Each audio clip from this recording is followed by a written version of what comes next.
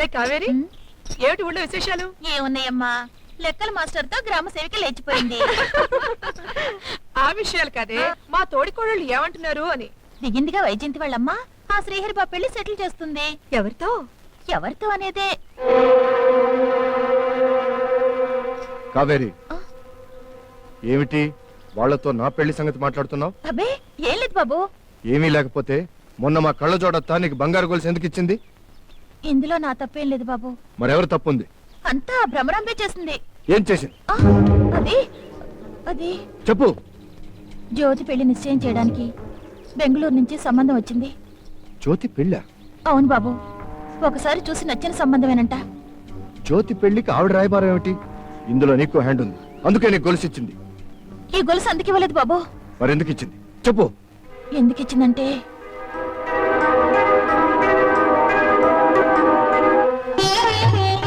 నమస్కారం. నమస్కారం. ಚೆನ್ನಾಗಿದ್ರಾ?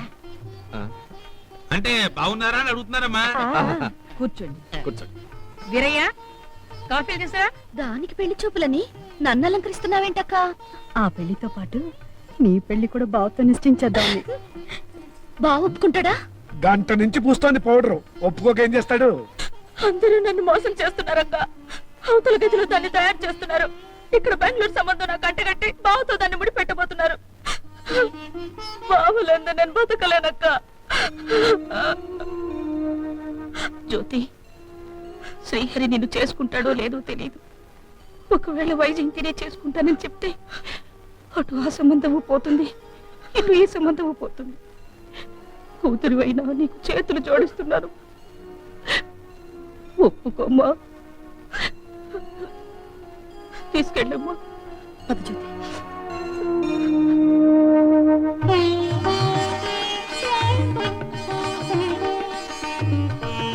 కూర్చో. ఇంకా చూపులేవండి పంతులు గారు. ఒకసారి చూసి నచ్చిన పిల్లేగా ముహూర్తం పెట్టి లగ్న పత్రిక రాయండి. ఉన్నానమ్మా, లగ్న పత్రిక రాసే ముందు వధువు వారి అభిప్రాయాలు మరొకసారి తెలుసుకోవాలి. కళ్యాణ ఓడుగా ఈ అమ్మాయి అంటే నీకు ఇష్టమేనా? బలా ఇష్ట. అమ్మా జ్యోతి, మరి నీకో?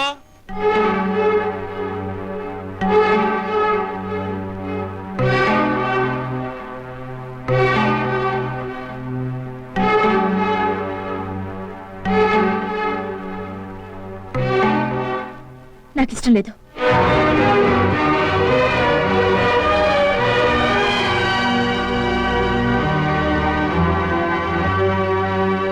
ఒకసారి నన్ను కాదని వెళ్లిపోయిన వాళ్ళు ఇవాళ మళ్ళీ ఎందుకొచ్చారు? నిన్నటి దాకా నక్సలట్ అయిన మా నాన్న ఇవాళ గాంధీ గారైపోయారా? జ్యోతి, నువ్వు మాట్లాడుకో. ఇదంతా నువ్వు ఆడిస్తున్న డ్రామా. నా మీద ప్రేమ నటిస్తూ నీ కూతురికి శ్రీహరి బావ నుంచి పెళ్లి చేయాలని ప్లాన్ వేశావు. అదేమిటి జ్యోతి, శ్రీహరి బావుంటే నీకు అంత ఇష్టమా? నాకు పెళ్ళంటూ జరిగితే అది బావతోనే. నువ్వు కోరుకుంటే సరిపోతుందా? మరిదికి నీ మీద ప్రేమ ఉండాలిగా. అదిగో వస్తున్నాడుగా, అతన్నే అడిగేద్దాం. ఏమయ్యా శ్రీహరి, నీకు మా అమ్మాయికి జ్యోతికి బెంగళూరు కురాడికి నిశ్చితార్థం చేద్దామని తీర్మానించాం. ఎవరు తీర్మానించారు? పెద్దవాళ్ళం. అయితే ఇప్పుడు ఈ జ్యోతి నిన్ను పెళ్లి చేసుకుంటానని చెప్తుంది. ఒక్కసారి దాని మొహం మీద నేను వైజయంతినే పెళ్లి చేసుకోబోతున్నానని చెప్పేస్తే ఈ సమస్యకు సమాధానం దొరుకుతుంది.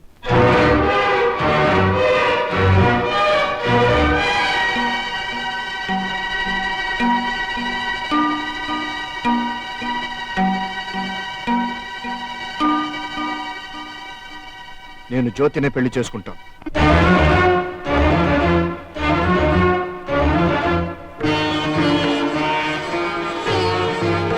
శ్రీహరి, పంతులు గారు, వాళ్ళని అవమానపరిచినందుకు నేను మనస్ఫూర్తిగా క్షమాపణ చెప్తున్నాను. దయచేసి వాళ్ళని తీసుకెళ్ళండి. అయ్యా, అర్థమైంది. బాయ్ ముడుచుకో. నడి పల్లి. క్షమాపణ చెప్పవలసింది వాళ్ళకు కాదు, మాకు. రమరాంబ, నువ్వేం మాట్లాడుతున్నావో తెలిసే మాట్లాడుతున్నావా? ఒంటి మీద స్పృహతోనే మాట్లాడుతున్నాను. ఊళ్ళో ముత్తైదుల్ని పిలిచి నా కూతురి మొహాన కళ్యాణ బొట్టు పెట్టి కూర్చోపెడితే బొట్టు పోగొట్టుకున్న నీకేం తెలుస్తుంది దాని విలువ? రామరాబు గారు, నోరు పారేసుకోకండి. హద్దు మీరు మాట్లాడుతున్నారు. నువ్వు ఆగన్నయ్య. నేను మీ కూతుర్ని పెళ్లి చేసుకుంటానని ఎప్పుడన్నా చెప్పానా? శ్రీహరి, ఈ ఇంటికి ముందు వచ్చింది నా చెల్లెలు. దాన్ని ఎక్కడ చేసుకుంటావన్న అసూయతో శ్యామల తన చెల్లెల్ని ఇంటికి తీసుకొచ్చింది. వాళ్ళ నాన్న ఉన్నవాడిని దోచుకుంటాడు, ఈ అక్క చెల్లెలు అయిన వాళ్ళ మధ్య చిచ్చు పెడతాడు. ప్రమీల నువ్వు కాస్త నోరు మూసుకుంటావా? నా పిల్లని నోరు మూసుకోమంటాను నువ్వెవడిరా? చిన్నాడా చిన్న చేసి నన్ను ఆడిస్తున్నారు. చిన్నాడు కాకి ఇంకేమిట్రా, నువ్వు తాగుబోతువై తిరుగుతుంటే అన్ని పనులు నెత్తిన వేసుకుని గొడ్డులా పనిచేస్తున్న పెద్ద మనిషిరా మీ అన్న. పెద్ద మనిషి ఉమ్మడి సొమ్ము ఖర్చు పెట్టి దేశాలు తిరిగి వచ్చే పెద్ద మనిషి. నా పెళ్ళం పుట్టినగంతో వచ్చింది, ఈవిడ పసుపు తాడుతో వచ్చింది. ఇవాళ దీనికి ఎంత బంగారం ఉందో ఆవిడకి అంతే ఉంది. ఎక్కడి నుంచి కొన్నారా బంగారం? ఉమ్మడి సొమ్ముతో కాదా? ఒరేయ్, నువ్వు నోరు మూస్తావా చెంప పగలగొట్టమంటావా? నీకోసారి చెప్పాను, మళ్ళీ చేయెత్తావంటే ముందు నీ చెంప పగలు కొడతాను. మమ్మల్ని ఎంత మాట?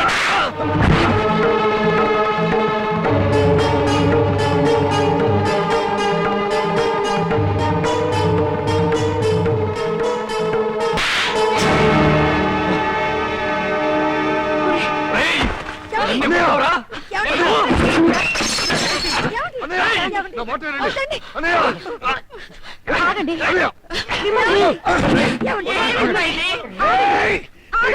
ఇంకా ఎందుకండి? మీకు బాగా రేపటి చెప్పారు, అమ్మ కొడుకులు ఇద్దరు కలిసి మీ మీద దండయాత్ర చేస్తున్నారు. వైజంతి, ఇంకా ఎందుకే సిగ్గు లేకుండా నిలబడతావు? రాపోదా. ఆగమ్మా, నేను నీతో వస్తున్నాను. తోడికోళ్ళు తోడుగా ఉంటుందనుకున్నాను, కానీ కిలో గోతులు తవ్వుతుందనుకోలేదు. నా ముగుడిని ఒక తాగుబోతుగా అసముద్దుడుగా చూసే ఇంట్లో ఒక క్షణం కూడా నేను ఉండను. పదండి. ఏలుకోండి రా, ఏలుకోండి. పెదవికి కుటుంబాన్ని మీరే ఏలుకోండి. ఆపండి. అన్నయ్య అన్నయ్య వదిన ఆగండి, వెళ్ళకండి అన్నయ్య. నువ్వేం మర్యాద చేసావు నాగలరా? నా అత్తను అవమానించావు, నా భార్య కన్నీళ్ళు తెప్పించావు, నా భర్తలకు ఆశలు పెట్టి ప్లేట్ ఫిరాయించావు. రేయ్, నీకు అన్నయ్య ఉన్నాడేమో కానీ ఈ రోజు నుంచి నాకు అన్నయ్య లేడు, తమ్ముడు లేడు. శ్రీహరి, పెద వెంకటరాయుడు చిన్న కొడక, చిన్న వెంకటరాయుడు పెద్ద కొడుకును చెప్తున్నాను. ఏమని తొడగొట్టావురా? మీ అన్నదమ్ముల్ని ఎవ్వరూ విడదీయలేరన్నావుగా? మరిప్పుడు మీ కుటుంబాన్ని బద్దలు కొట్టిందెవరో? నువ్వు.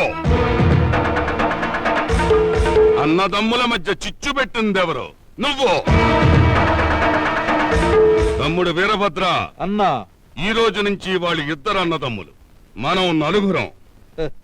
పాపం కృష్ణమూర్తి ఉండటానికి ఇల్లు లేదు.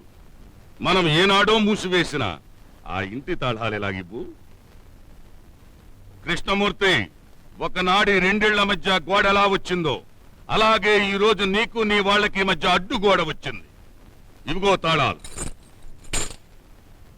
తీసుకుంటే నువ్వు నాకు మూడో తమ్ముడివి, దశరథ పుత్రుల్లా నలుగురం అవుతాం. తీసుకోకపోతే పెద వెంకటరాయుడు కుటుంబంలో ఏకాకివైపోతావు. నిర్ణయించుకో.